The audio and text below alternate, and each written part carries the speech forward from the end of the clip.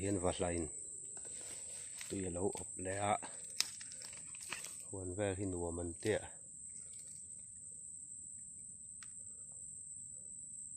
ngắm rượu không mấy tôi hi pali ở mà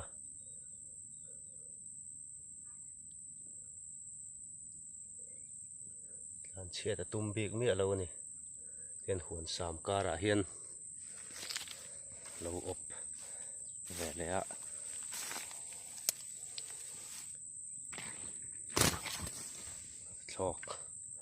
thọc tại đây mấy là nãy đâu ạ tôi hi pali ở mà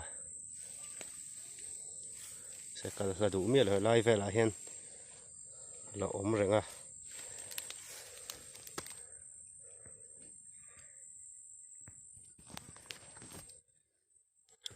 tôi bỏ liền ra khóc mày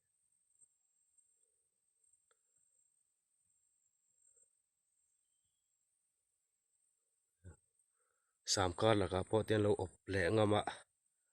cái sân đây là lâu ốp lẹ vắt mà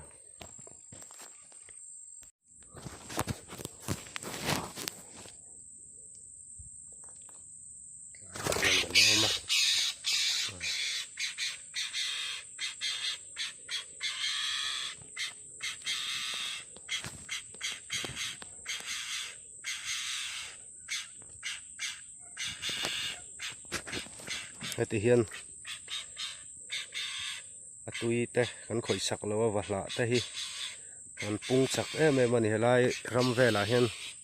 kan tam khop mai